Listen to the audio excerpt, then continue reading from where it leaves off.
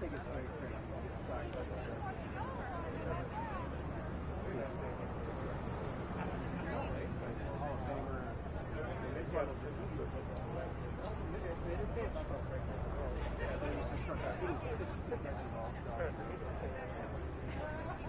Not my son.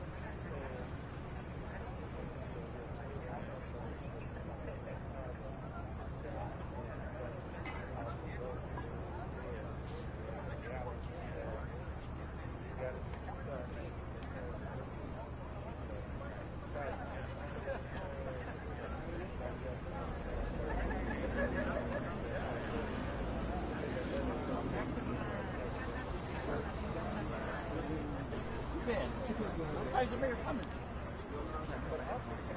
No, actually, I have to go home now. See you shortly? All right. I gotta go edit.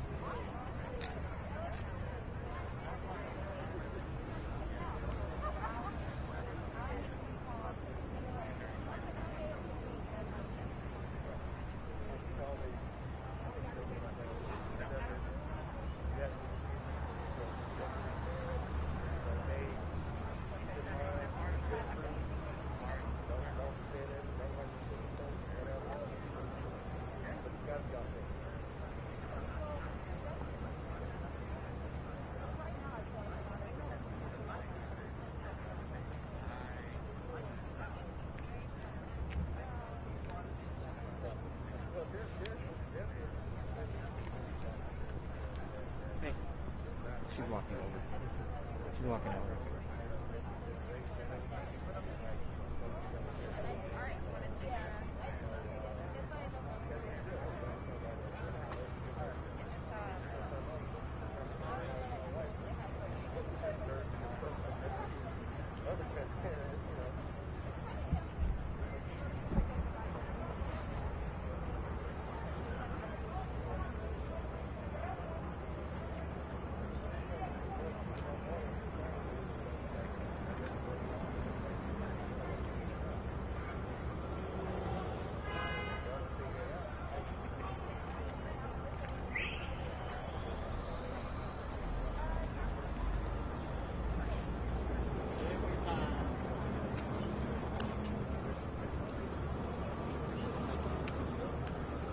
What's up with that?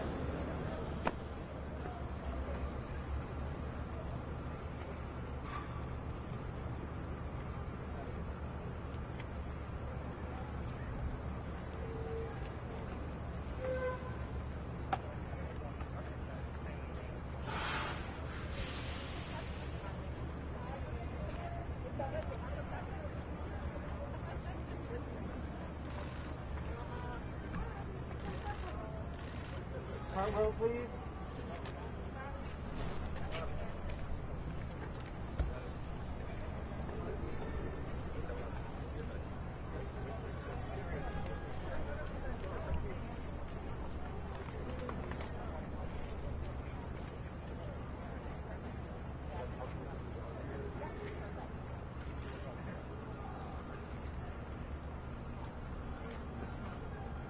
Good morning, everyone, and thank you very much for being here.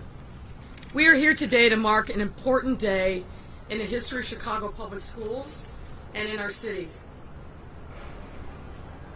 First, we are here to announce who will be the next leader of the Chicago Public Schools. And let me talk about the process by which we conducted this national search. And make no mistake, this wasn't just any kind of search.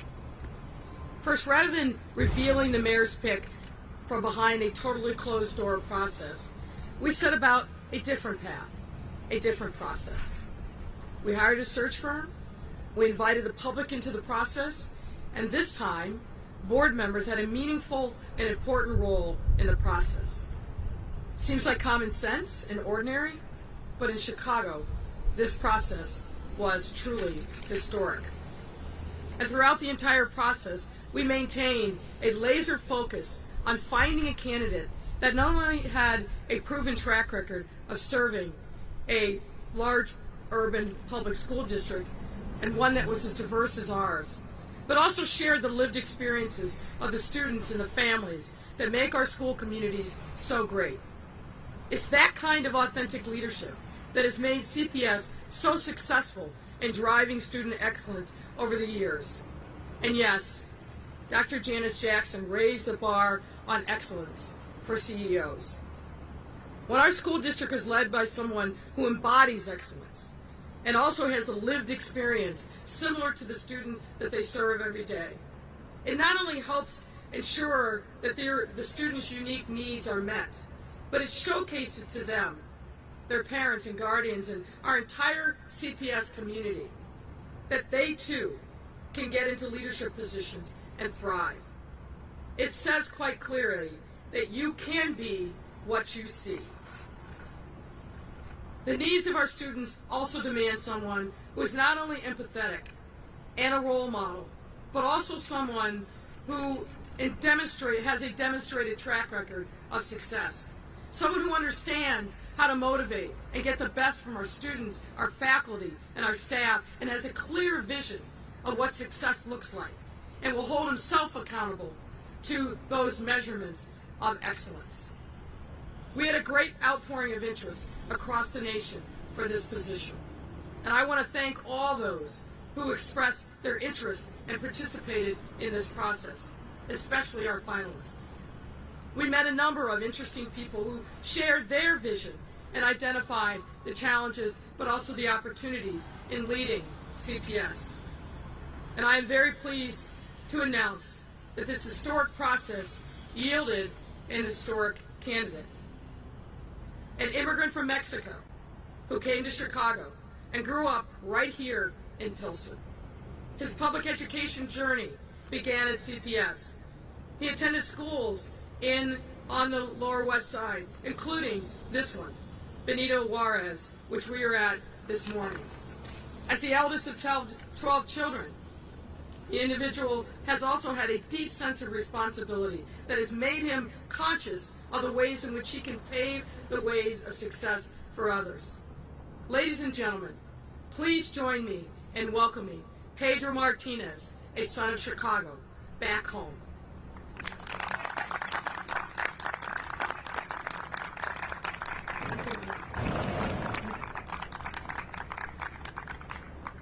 Pedro will be the first ever Latinx person to serve as the CEO of CPS.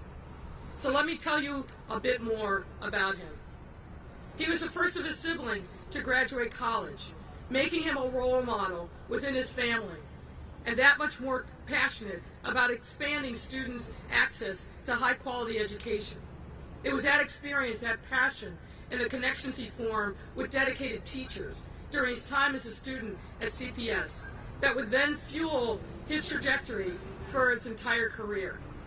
Before entering the public education field, Pedro served as a director of finance, having graduated from the University of Illinois with a degree in accounting. And he worked for Deloitte and PwC as an audit supervisor, and then later went to work for his client, Catholic Charities of the Archdiocese of Chicago. That financial experience gave him the tools he needed to serve as CPS's chief financial officer back in the early 2000s, where he successfully managed the district's then $5 billion budget, which everyone knows was woefully insufficient to meet the needs, but he did what he could with the resources that he had. And as CPS's chief area officer in 2008, he managed over 28 schools on the west side. After his time in CPS, Pedro took his talents further west to Nevada and served in various roles in the public school system there, including being a superintendent. From 2009 to 2015, Pedro helped to close education gaps for students of color, raise student achievement and graduation rates, and even led the implementation of a new teacher professional growth system. After supporting students and staff in Nevada, he then went south to San Antonio to serve in his latest role as superintendent of schools for the San Antonio Independent School District, where his talent and passions really shone through. There, he increased the district's grade from an F to a B, an achievement that earned the district statewide recognition from the governor and commissioner of education, who named it the fastest improving large district in 2018, and noted that it had the highest achievement gains of any district in 2019. He also helped the district achieve a 100% increase in the number of students admitted to four-year universities, closing the opportunity gaps for Black and Latinx students. And it proved to everyone that a school district where 93% of the students live in poverty, that he and they, working together, could deliver rising education outcomes. Pedro's accomplishments have rightfully made him a national leader in education. And as he has demonstrated recently, he is a staunch advocate for children, defying a foolish ban on masks in public schools. Pedro has stood squarely on the side of the children in his district to protect them from this horrible pandemic. He has truly left a lasting positive impact on students across the country, including right here in our city, where he had worked with his 28 nieces and nephews who are all students in Chicago's schools. I am beyond thrilled that Pedro has chosen to come full circle back to his hometown to serve our students and their families. And I want to formally congratulate him publicly on accepting this new role, pending board approval. And let me just say, I have pledged to Pedro my full support. We need him to be successful, because if he is successful, that means our students are successful. Let me also extend my heartfelt thanks and gratitude for Dr. Jose Torres. We owe Dr. Torres a debt of gratitude for his selfless sacrifice in coming out of retirement and taking the reins of CPS at a time of transition and leading our efforts over the course of the summer to reach our families that had been out of touch with CPS, to make sure that the protocols were in place for us to be able to open, and in fact getting school open, and being a strong, steady leader. Dr. Torres, on behalf of our students and families in a grateful city, thank you so very much. And at this time, I would like to invite Dr. Martinez to say a few words. This is a problem with appointed school board. Ladies and gentlemen, here's what I would ask of you. You have plenty of time to express your views, but this time is a time for the students to introduce them, for us to introduce a new leadership.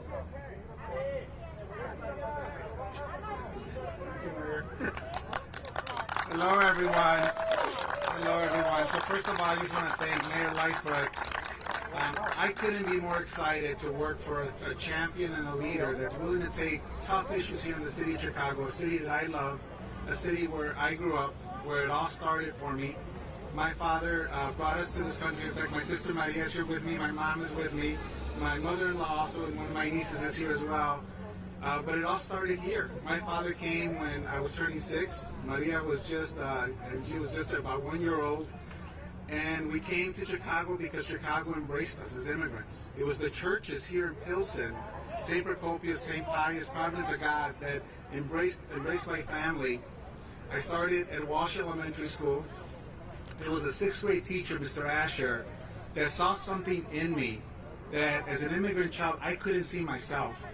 And it was a relay. It was a relay of amazing educators that really changed the trajectory of my life as well as the life of my family. From Mr. Asher in 6th grade, Mr. Tibbet in 7th and 8th grade, to teachers here at Benito Juarez, Ms. O'Connor, Ms. Megan, there's so many of them, Ms. Trent, Mr. Smith, all teachers that saw something in me that I couldn't see myself. And I remind our teachers every day how powerful they are, because that's what they do for our children. That's the ability. And so I have a commitment, I will make a commitment that I will be making sure that I listen to my teachers, that we listen to our parents. We know that right now, as we're fighting this pandemic, we got to give ourselves some grace. This last year, for the entire nation, for the entire world, it was difficult for our families, it was difficult for our staff, it was difficult for our children. And I know, and again, I joined Mayor Lightfoot in thanking Dr. Torres. We got the district open. And now, of course, we have to now keep it open and with a priority on safety and stability. But I just want to share with you that I am so excited because I know the potential of our children. I know that when we partner with our parents and teachers and the amazing, amazing community organizations that are here in the city of Chicago, there's just a wealth of them, as well as leadership across our city. I know what's possible for our children. I know that our children can reach their full potential. And all of us united, we can achieve that. We can make Chicago the best district in the country. We can not only build on its success, but we can make sure that every child has that access and that opportunity that we know is possible in this amazing city. And that is what I'm excited about. That is what motivates me. As the mayor said earlier, I have a very strong track record for all children, including our Latino children here in Chicago, where I know we still have challenges of overcrowded. Our African American children, that I know we have to build trust with those communities, and we have to ensure that they have the same access to the quality options that this district has as everybody else, as well as all of our children, because again, it's all of us together. It's the city of neighborhoods. That is our strength. And I pledge to you that my goal is to bring people to the table, to work with each neighborhood, and really ensure that every child has that high quality choice for that child. As a parent myself, I have an 11-year-old son and a 7-year-old daughter. By the way, they're both very excited to come back to Chicago because our family's all here, and they all have their little cohorts with my nephews and nieces.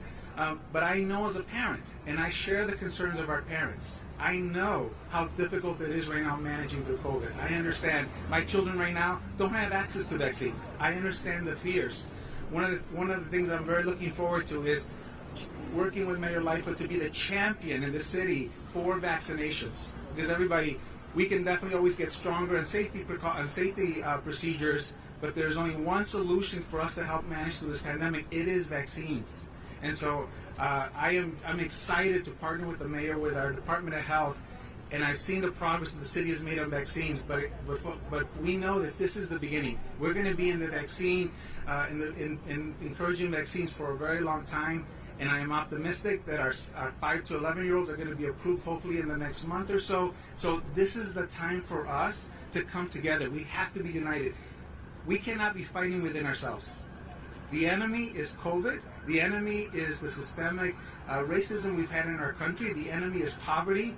There are many enemies. We are on the same side. We are on the same side, and I pledge to you, Mayor, our board president, to our staff, we are going to unite people because we are on the same side. But again, thank you, Mayor.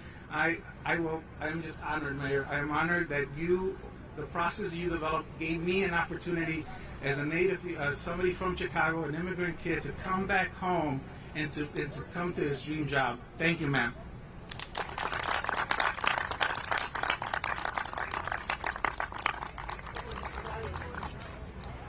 Thank you. I want to also begin by thanking the mayor.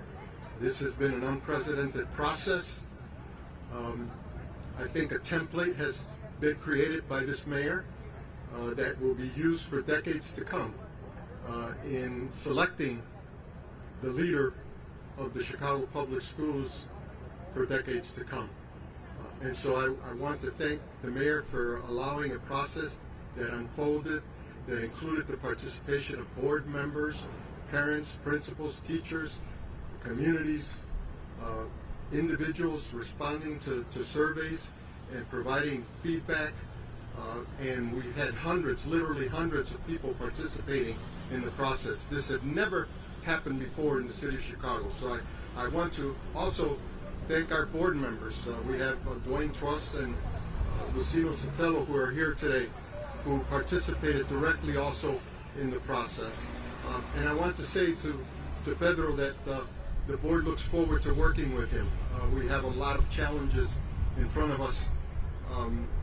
They come daily, but we are ready with a new leader to attack those head on and to make the kinds of changes that are necessary.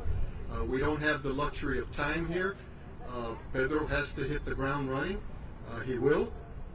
I also want to thank Dr. Jose Torres for filling in during this time. He was retired, as the mayor said. He came in and he took on a tough assignment, and I think he did that because he cares about the city of Chicago. He cares about the students in our system.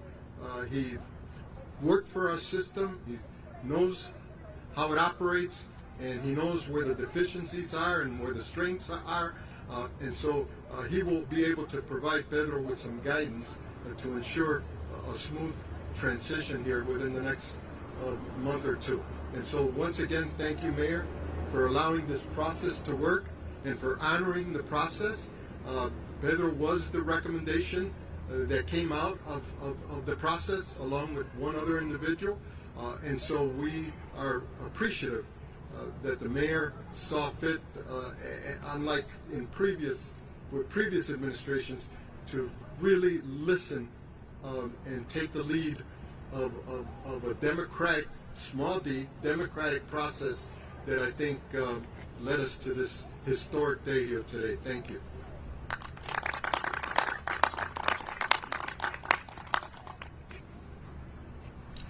Good morning. I'm Alderman Michael Scott Jr., Alderman of the 24th Ward and Chairman of the Education Committee. Want to also give my thanks to the Mayor for following this process through. There's not been a time in the city where parents and the board members and all folks from all lives and all walks of the city of Chicago had an opportunity to participate in who the next leader of CPS will be. I, as a parent, am very it makes my heart warm to understand that we have a seat at the table. Now, my seat is not the real seat. My wife is actually the CPS parent in the family. So I know, talking to her and understanding that she has a voice and she knows that she can go to the board and to this new CEO and voice her opinion is really important. Pedro talked a lot about being involved with parents. That is what parents want. That is what parents need. That is what's going to move the district forward, and that is what is going to unite us. And so thank you, Pedro, for your commitment to honoring parents' wishes and bringing them to the seat at the table. I also want to thank Dr. Jackson. We talked a lot yesterday in City Council about how she set the table for the next CEO, and how the lift won't be so heavy because of all of the work and all of the people that she put in place. And so I would be remiss without thanking her, and then also thanking Dr. Torres, who has done, I think, a marvelous job in the short time that he has had here at CPS in making sure that the district is open on time, and our children are safe and they're back in schools. And so thank you for your commitment to the city of Chicago. Thank you to our students, and thank you to our parents. Again, I want to wish well to Pedro. I know that he has been around, and we had a brief conversation this morning. He has been through CPS for a long time. As a matter of fact, he and my father worked together when my father was a board president, and he was the chief financial officer. And so I want to offer my friendship and my mentorship as he's moving through the city of Chicago, the same way that my father did with him when he was here. Good luck and welcome home.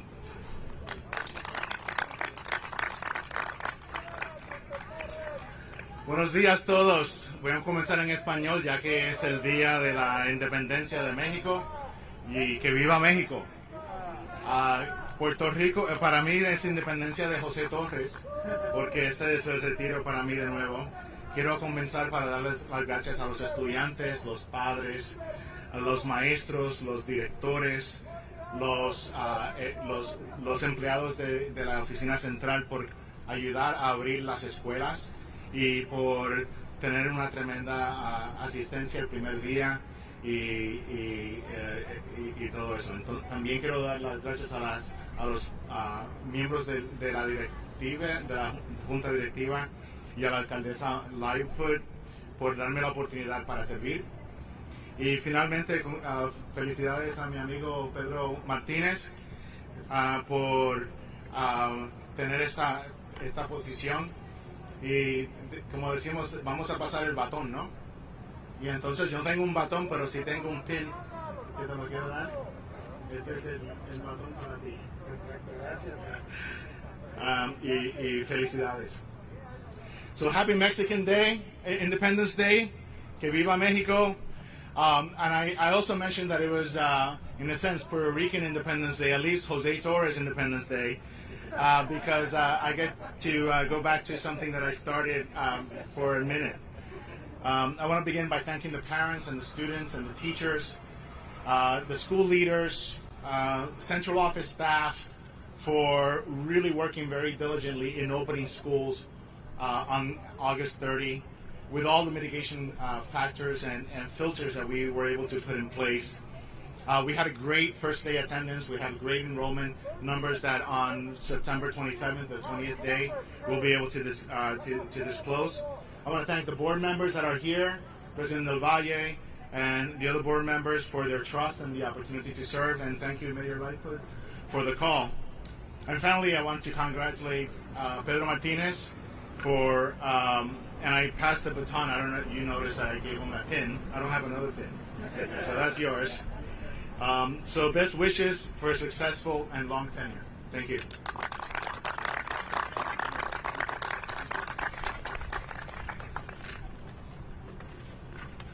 My name is Juan Carlos Ocon, and I'm the proud principal of Benito Juarez Community Academy.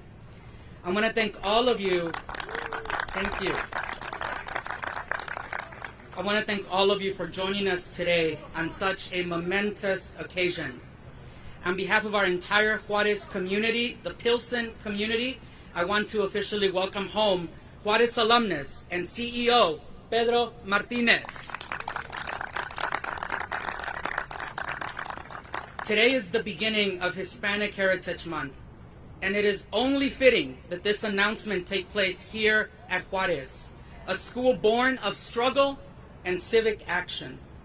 This announcement represents a continued commitment to capitalizing on the talent that we have here in our city and in building a CPS for all students.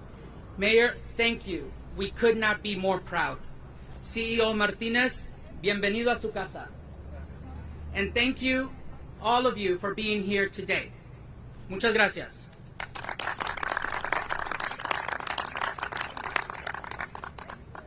Now we're happy to answer questions from the press. All right, members of the media, we have 2 questions per reporter. Alejandra will be passing down the mic. Let's start off with Craig Wong. Mayor, I had a question for Mr. Martinez, if we could, to start out. Sure. Welcome to the Chicago Press Club. Chicago will be moving to a fully elected school board, phase-in approach. How did that factor into your decision, and what concerns do you have about how that will impact your ability to do your job? You know, for the last decade, and that's all I've had is elected school boards, and including in my former district, San Antonio, 3 different elections, complete changeover of my board. I've had a 7-0 vote since I started, and what I've learned is that it's about alignment.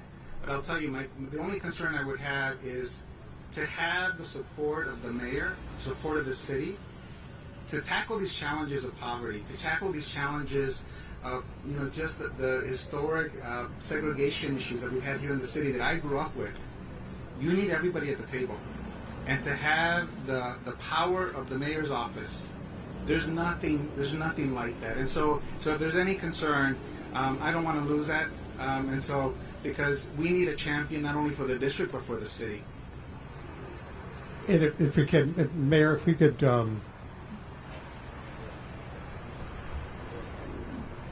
quick Google search of Pedro Martinez reveals the fact that he was once fired from a superintendent's job.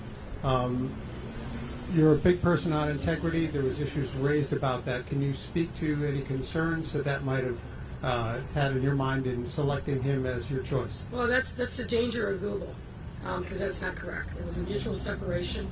Obviously, I'm fully aware of it. I have no qualms whatsoever. I think he's proven himself as an incredible leader, a national leader, and the results that he went on to win, working hand in hand with school boards, with parents, with students, teachers in San Antonio, I think really speaks for itself.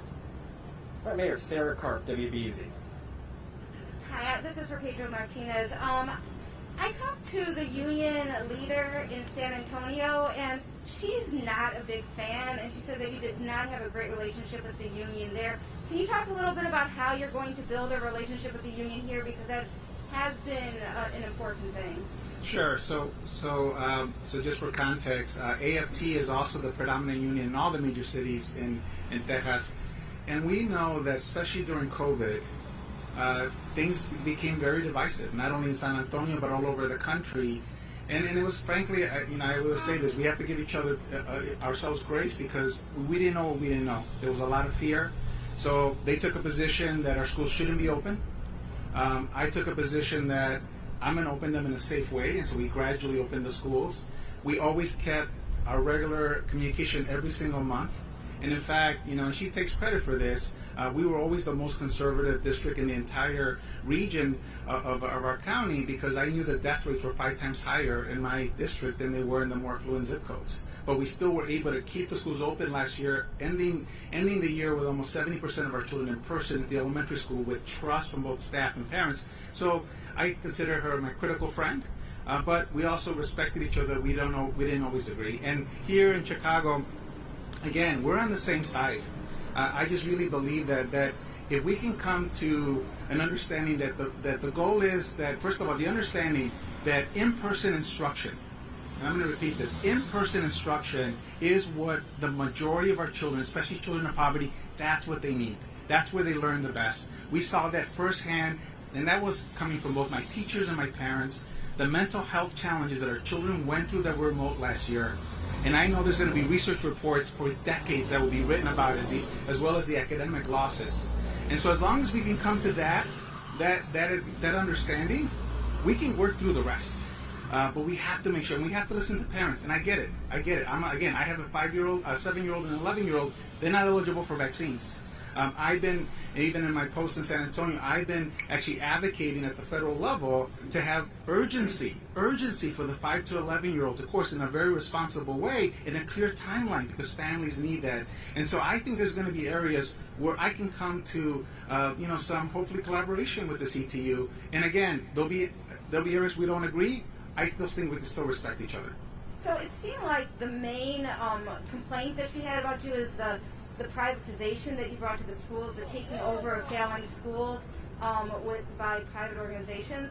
And you know, that's something that you kind of borrowed from Chicago. It's what we did here for a long time. Can you talk about what role you see charter schools and privatization to play in CPS? Yeah, no, I think it's a great question. So first of all, context again, everybody. In Texas, charters are authorized independently of districts, unlike San Antonio. And there, one of the challenges, when I became superintendent there, in my first year, a law got passed that low-performing schools would be closed, or boards or districts would be taken over. By the way, Houston ISD is still in a legal fight over this, unless you partnered with a charter operator. And so it left my board and I with really limited options, because I'll tell you, I'm an advocate for parents. I don't like displacing children. They already have enough issues in their lives, and these were very high poverty schools. And so we did, my board said, let's try it. Let's be open to it if it's going to protect, not closing our schools. So we did that. Of course, that was completely against the philosophy of our union. Fast forward, lessons that I've learned. Districts are always the best at turning around their own schools if they're given the chance. And so we have turned around over 70% we reduced our low-performing schools by more than 70% pre-COVID, and we're on track to reduce it another 70% in the first year when COVID hit. And frankly, the operators that we partner with haven't done as strong of a job. The schools are a little better, but they're not. And so what I've learned is that charter operators can bring some interesting lessons and some good strategies, and frankly, there's some good charter operators here in Chicago. But there is no magic bullet. It really is down to the basics, ensuring that every classroom has a great teacher, that every school has a great principal, that we engage the families. That's what I believe in. And I'm not against charter schools, but I'm very data driven. I look at results. One of the things, and the mayor said this, I will hold myself accountable to our parents, to the community, to ensure that our schools continue their success or to get stronger, and that every child has a quality school. It will take time, and I will need a lot of help. I can't do it by myself, but I commit to you. And again, we have to look at strategies, because if I'm a parent, what I want to know that I'm going to have a loving teacher in the classroom with my children. That I'm going to have a teacher that's going to build their aspirations, whether it's a charter school or a traditional school. But again, there's been some valuable lessons that I've learned just from our experience in San Antonio and in Texas. And every charter has to be charters that we have our values, and we control the enrollment. They don't get to choose which children, which is very different than the independent charters. All right, Tamam Bradley, WGN. Welcome home, Pedro. I would imagine as you applied for this job, you did your homework on the district. Can you tell us just your thoughts? Where is CPS? Where does CPS need to go? What are the major challenges? And also, is it a better district than it was when you were here? So it definitely is a better district than I was here. When I look at, I was saying this to our principal here in Juarez. I was in Chicago when we established the post-secondary initiative that still exists today. And I said, when I see record numbers of children from Benito Juarez going to four-year colleges, that's when I know that our initiative has arrived, and that has been happening in Benito Juarez. So it's definitely better. I think the challenge is, frankly, is we need to navigate together through this pandemic. It really is. There's going to be longer-term challenges that I promise, I commit to you, we will have discussions about that. But right now, in the short term, we need to make sure that our schools have everything they need. Dr. Torres has done a great job, but again, this pandemic continues to evolve. Every time we think we're ahead of it, we're just not. And so we're humbled by it. And so we need to make sure that we work together. We have a champion with our mayor to make sure that all the resources around health, vaccinations, they're going to be there for us. And thank you, Mayor, because that's not what I have in my state right now, or in my former state. All right, Marianne Aher, NBC5. Mr. Martinez, please stay. Thank you very much. One of the comments that the Chicago Teachers Union has made here is that you do not have a background as a teacher, and that you don't have an education degree, but you will come with an MBA. Does that help or hurt? So I'll tell you, I had an opportunity to become a superintendent right as I left CPS, because I was already supervising schools here, and I decided to actually go deeper in academics. And first of all, the reason I am here in front of you is because of teachers. And that grounds me every single day. And I've been in thousands of classrooms, and I still, to this day, I am excited when I'm in a classroom where a teacher has the children engaged, that it's a rigorous lesson plan, the children are struggling through it, and that's my passion. And I've always come from an approach of being humble because I am learning, and I always say I will always be learning. I spend quite a bit of time focused on academics, and I think it's one of the reasons that in my track record I've attracted the top talent in education across the country to work for me because they're actually motivated by the vision we put in place. And so it has not been a factor, but I will also say I will always be humbled by all of our teachers because I know how difficult their work is, and they're the reason that I'm here in front of you. Thank you. Mayor, I apologize for missing the beginning of your remarks, but could you address that all of those who applied? I understand some 25. Why did you choose someone without an education degree who has never been a classroom teacher? I chose someone who I thought was an excellent leader and has a track record of success. I think his record speaks for itself. Just even looking at what he's done in San Antonio, taking a district that is extraordinarily poor, I would say by design, given that it's Texas. 93% of the kids live in poverty. Took a district that started out when he was there at a grade level F and raised it to a grade level B. And then made significant increases in student achievement year after year after year. You can't do that without being a gifted leader, about somebody who was humble, who was working hand in glove with teachers and staff and also the board. He's a national leader, and as I said in my remarks, also an advocate for the children. The fact that he is taking on the governor of Texas and what I believe is an absolutely wrong-headed and dangerous practice of banning masks in schools to make sure that our kids are safe, and throwing that to the side as the state of Texas has done, to stand up and say, no, I stand with my kids, I stand on behalf of their public health and safety. I think he's going to be a great leader for CPS. All right, Jesse Echeverria, Univision. For Mr. Martinez, in Spanish, if you don't mind, por favor. I'll ask the question in English. As you may know, almost half of the students that are enrolled in CPS are Latino. In Spanish, would you please share what is your commitment to this community in particular, and also how important it is for you to maintain open the dual language programs, dual language schools? Sí, no, para mí me da mucho orgullo representando la comunidad latina, pero también representando la ciudad de Chicago. I am very proud of being able to represent the Latino community, but really representing the entire city of Chicago.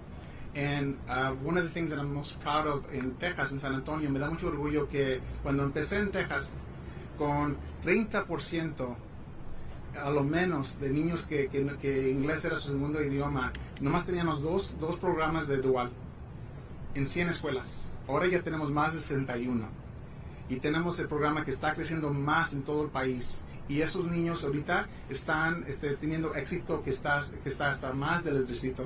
I'm very proud that in San Antonio, and Texas has a very, very bad history of racism, discriminating against children who spoke Spanish. We started with 2 dual language programs in 100 schools, and now we have 61, all in partnership with teachers and parents. And now our ELL children, English language learners, are now outperforming the entire district and the entire state. Y para mí me da mucho orgullo trabajando con los padres, porque nosotros, mis padres viniendo de México, yo sé que nuestros padres tienen el mismo sueño para todos sus niños, que todos tengan su éxito, que todos superen los padres. I know that for all of our families, they have the same dream. They want their children to do better than this, especially our immigrant families who came here with nothing. So for me, I'm just proud to be able to support those families, but really, again, support all of our families here in the city of Chicago. Iris Berrios, Telemundo. In Spanish too, for Mr. Martinez. Welcome to Chicago. Y lo que me gustaría saber es qué significa para usted el ser nombrado como el CEO de CPS en un día como hoy, cuando su comunidad celebra la independencia. Y segundo, ¿cuál es el mensaje que usted tiene para los padres que piden como opción tener el aprendizaje de forma remota? Primero, me da mucho orgullo porque para ser un niño que vino aquí en Chicago de inmigrante, con mi papá que trabajó 2 trabajos toda su vida, murió de una edad que ni siquiera conoció mi hijo porque una vida muy dura. Y para estar aquí, en esta posición, pudiendo ayudar a todos nuestros niños en la ciudad de Chicago, para mí es algo muy, muy emocional. To be an immigrant child, to come to this country with nothing, My father worked 2 jobs all of his life. He died at a young age. Never even got to know my son because he had such a hard life. And to be here now in this position, to be able to impact so many of our children, I'm just beyond emotion. But yo voy a escuchar a los padres. Yo sé que las escuelas ahorita están trabajando ahorita para asegurar que los niños están seguros. Pero también yo sé que los padres están preocupados. Así que quiero escucharlos, quiero entender lo que está pasando y para ver cómo los podemos ayudar. I know that our parents right now are scared. Our schools are doing the best they can in keeping our children safe, but we also know that parents are scared. And so again, I'm committing to listen to our parents, understand what their concerns are, and again, really look at what is the best way to serve their children. All right, Greg Pratt, Tribune. Good morning and welcome. And Mayor, just on the big picture of privatization in charter schools, there's a history, and Mr. Martinez spoke about his thoughts on that and some of that context. But what are your thoughts now on privatization in charter schools, and could we see more of that in Chicago? Well, we obviously have an agreement with the Chicago Teachers Union that speaks to that. My focus is, and my challenge to CPS all along has been, let's make sure that we improve the quality of the schools that we have. Hold them all accountable.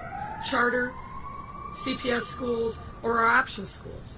It's not acceptable that any different standard operates across any of them. What we want is the highest performing schools that are meeting the needs of our students and our families to make sure that our kids are set up for success in whatever their life journeys is. So that's what I'm focused on. Mila from Choppy. Hi, I have a question for Mr. Martinez and one for Mayor Lightfoot. Which one do you want first? I guess I'll start with you since you're at the podium. I was wondering if you could give us a sense of the compensation package that Mr. Martinez is receiving and whether we will get a copy of his contract soon. The final details will be worked out, and as soon as they're available, we will let you know. So it's not finalized yet? We haven't inked the deal, but we have agreed on the broad strokes of the terms. Are you able to touch on some of the broad strokes, or not We will let you know as soon as we finalize the deal. Okay. And for Mr. Martinez, I just wanted to clarify, do you start immediately, or do you have a start date set for later in the school year, and what's on your to-do list for your first weeks on the job? Yeah, absolutely. I'm very blessed that my district in San Antonio is in such a good position. I have a very strong team there, and I've already talked to my board, and they know that this is my hometown. So my plan is to start the last week of September, right around September 29th, to have a few days overlap with Dr. Torres, and really to hit the road running. Again, I've been in the middle of the pandemic just like all of you, so it's nothing new for me. And there's some lessons that I've learned, but I also want to step back and really understand what's happening here in our schools. And like I said, I know that our staff here in CPS, they're doing the best they can to keep our children safe. And for me, it's just, again, being their cheerleader, their supporter, as well as, again, being the support and cheer for our parents, because I know this is a difficult time. That will be really what I'm going to be looking at right from the beginning. And like I said earlier, you will see, and we have an amazing champion with the mayor, this push on vaccines, because that is the only way we're going to get through this pandemic. And that includes advocacy at the federal level so that there's an urgency and a clear timeline of when those vaccines will be available for our children. All right, Nader, sometimes with the last 2 questions. Welcome to Chicago, Mr. Martinez. Special education has been a big issue at CPS for a number of years, and your predecessor, Dr. Janice Jackson, made it a priority when she came in. I think a lot of parents and advocates would say it still hasn't been fixed. Is that something you'll be focusing on coming into the CEO office, and how do you plan to address some of the problems? No, absolutely. I'm very proud that in San Antonio, especially at the secondary level, our outcomes are amazing for our special needs children in terms of college readiness, being able to get living wage jobs right after high school. And so I really want to understand what's happening in special ed. And there's 2 separate issues, right? So one is ensuring that families are getting all the services that they deserve, and that's one priority that I want to focus on and understand what is happening there.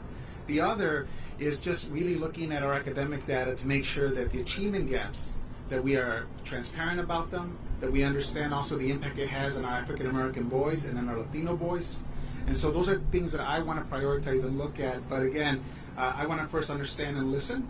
And I want parents at the table, I want our staff at the table, and then all of us working together to solve those issues.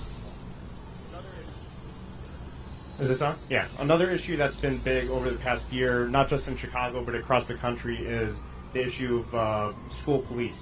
And here it's been a huge protest point for students wanting to remove police from schools. The district has undergone a process over the past year for schools to reimagine safety plans. What's your stance on school police? Do you think there should be uniformed police officers in public schools? And how do you feel about the district's contract with the police department? It's a great question. So it's a tough balance, I will tell you, because first of all, our parents want and require safety in our schools, including safety against anything that, we've seen events that have happened across the nation. In one of my districts, I actually saw an event firsthand where a child actually killed a teacher, a 12-year-old. And so it's a tough conversation. For me, I think we have to have the conversation, understand the concerns. First of all, I will tell you, I am a big believer that our police officers should never be used for disciplinary actions. But we also have to balance, again, how do we ensure the safety in the schools? What I'm really looking forward to understanding, especially here coming back to Chicago, most districts in the country have their own police forces where they can train them in a certain way on how to work with our children. We sort of have a little bit of a hybrid here. And so that's something that I just want to explore with our police chief, with the mayor, and really try to see what's the best solution for our schools. But like I said, my commitment is I need to make sure we're meeting the needs of parents. Parents want schools to be safe. I understand also that, again, and this is frankly our fault on the educator side, we should not be using officers for disciplining. I think it puts them in a very, very difficult position, and frankly, it's not their fault. And so again, let's have that conversation. It's one of the great conversations we need to have, and we need to figure out how to come with some solution together. Thank you very much, everyone. That's a wrap. Have a great day.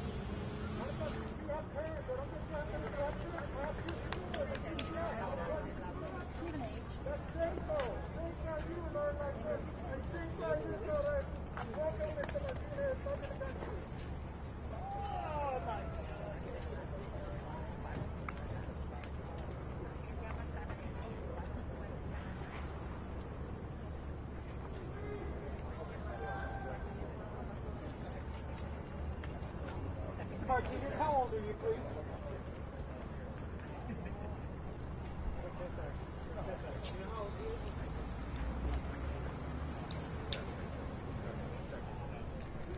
In front, please.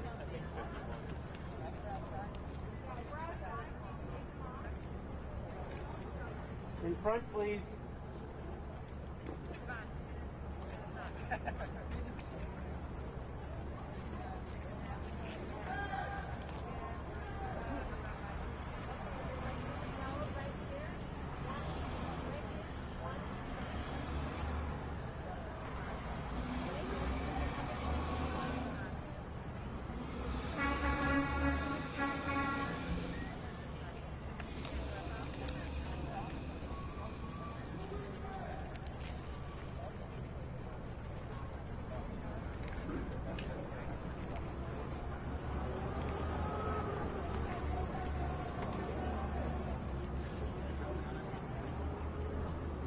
Appreciate it. Have a wonderful day.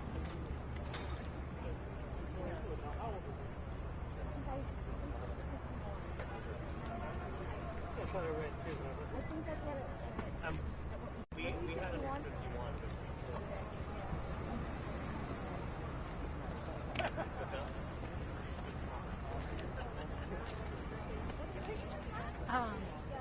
Mine is coming to keep it. Do you think I can? Are you? So I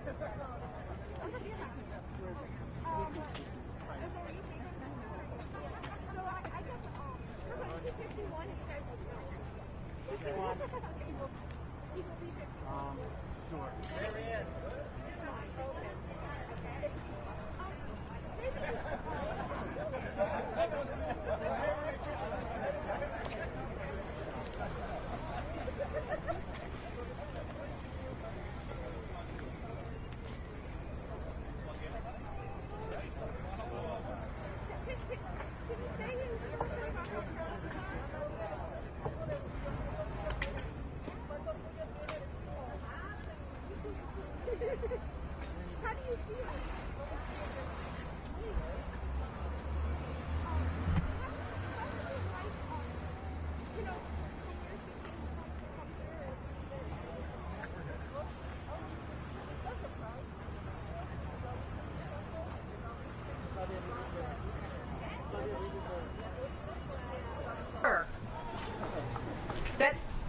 get lost in the political narrative, that you have an opportunity, everyone here, to look nature in the eye. Look at some of the benefactors of this act. These beautiful animals and those that they represent share this planet with us, and today, together, we are making it better. And we're starting right here in the amazing state of Illinois.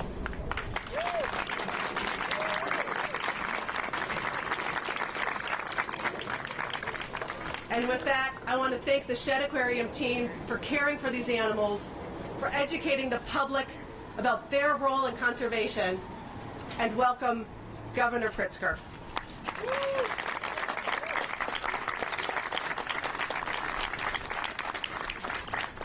What a terrific pleasure it is, and especially to see my old friend Wellington, who I unfortunately last got to see at the very beginning of the pandemic, but who was a star for all of us, reminding us of the social distancing that we needed to maintain back then. Thank you to Dr. Coughlin. Thank you to all of the people who operate the Shed Aquarium for us, those of us in the public who love what you do, and I'm just so pleased to have this as our location where we get to sign one of the most comprehensive and important pieces of legislation that maybe we've seen in decades, maybe ever. And to all who have joined us on this momentous occasion, thank you. Thank you, thank you, thank you to all of you. Together we are making history today, taking a giant leap forward to mitigate the impacts of climate change, to establish the most aggressive clean energy standards in the Midwest, becoming the best state in the nation to manufacture and drive an electric vehicle, supporting the creation of thousands of clean energy jobs right here in Illinois, and protecting and advancing the interests of every Illinoisan, and making sure that we're anchoring it all in the values of ethics and equity and consumer protections. Let me take a moment to name just a few of the advocacy groups who have worked for years. They've been coaxing the world to recognize that environmental work is about people. The Illinois Clean Jobs Coalition, Illinois Environmental Council, National Resources Defense Council, Sierra Club, and Little Village Environmental Justice Organization, just to name a few. That recognition extends also to those who came to the table in the best of American traditions, a fierce belief in fighting on behalf of working men and women, so that we ensure that jobs of today and tomorrow are quality, well-paying jobs and no community is left behind. Those organizations include the members of the Climate Jobs Illinois Labor Coalition, especially IBEW Local 15. Thank you for being at the table and fighting for our working families. I also want to give special recognition to the energy negotiation team in my governor's office. They worked day and night and found every possible opportunity to get the parties together, to sit down and work through every potential workable idea to get from this bill the best results for Illinoisans across the state. They did that for more than 18 months. First, Jessica Himes, who drafted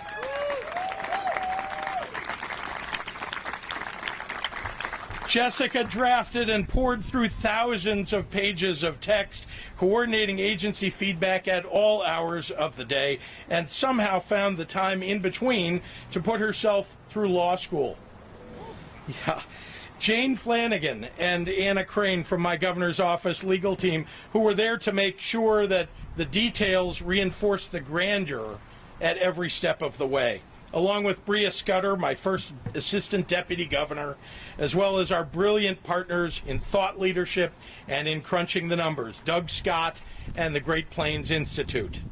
I'd also like to thank Max Chang and the team at Synapse Energy Economics, whose thorough and independent audit of Exelon and Exelon's willingness to open their books allowed us to preserve Illinois' valuable nuclear fleet, the nation's largest, at the lowest cost to the ratepayer, preserving our path to a zero-carbon future.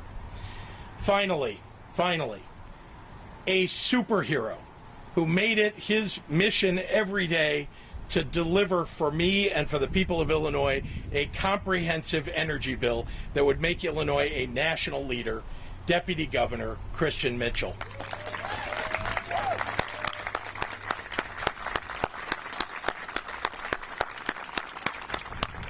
The children of Illinois and their children should know his name because he led an effort to make the planet more livable for them. And of course, I want to thank my partners in the General Assembly who came together on behalf of their constituents to combine our best ideas. First and foremost, thank you, House Speaker Chris Welch and Senate President Don Harmon.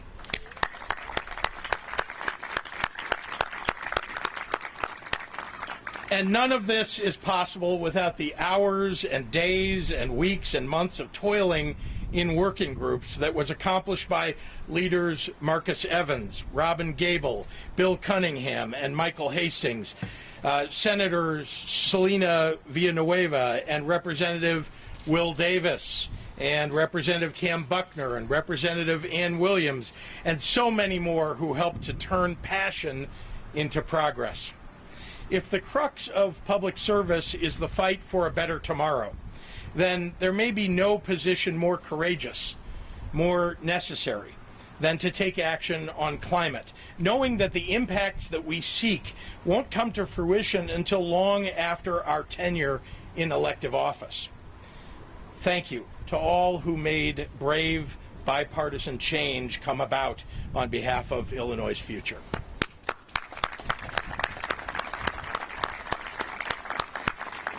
We can't outrun or hide from climate change, not to the north where the boundary waters burn, not to the south where Ida swallows lives and livelihoods in the blink of an eye.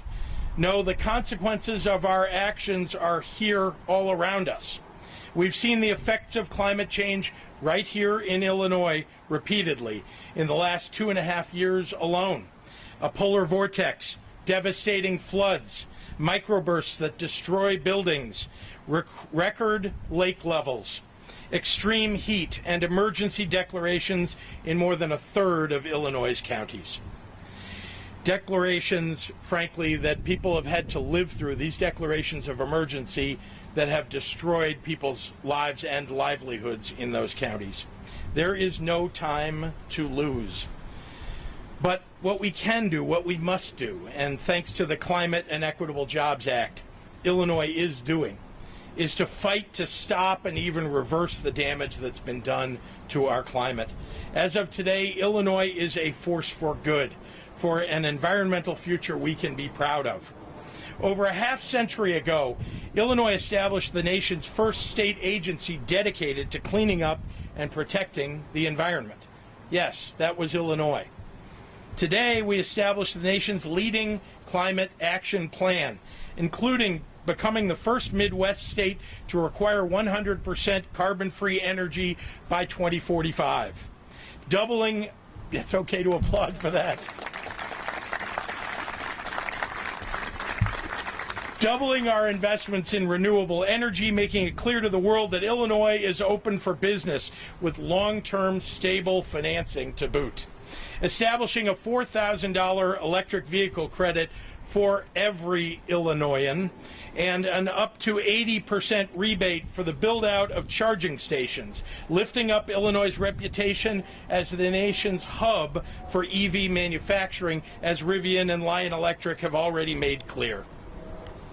Fostering an energy sector that reflects the population that it serves, with investments in workforce hubs and a path to prosperity for minority contractors and Illinoisans living in environmental justice communities.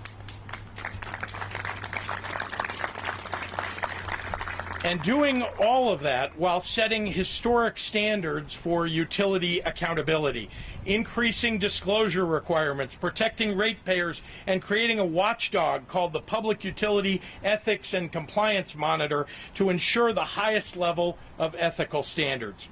In short, with economic growth and jobs woven into its fabric, this new law is the most significant step Illinois has taken in a generation toward a reliable, renewable, affordable, and clean energy future in a generation. Thank you. Thank you all for everything that you've done to get us here. And with that, I am proud to turn this podium over to a man who saw the fierce urgency of now, and who provided the leadership to match it. And that's our speaker, Chris Welch.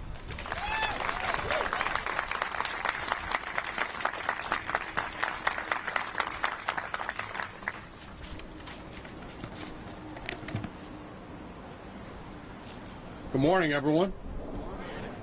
It is so exciting to be here on Lake Michigan at the Shedd Aquarium for this great momentous occasion.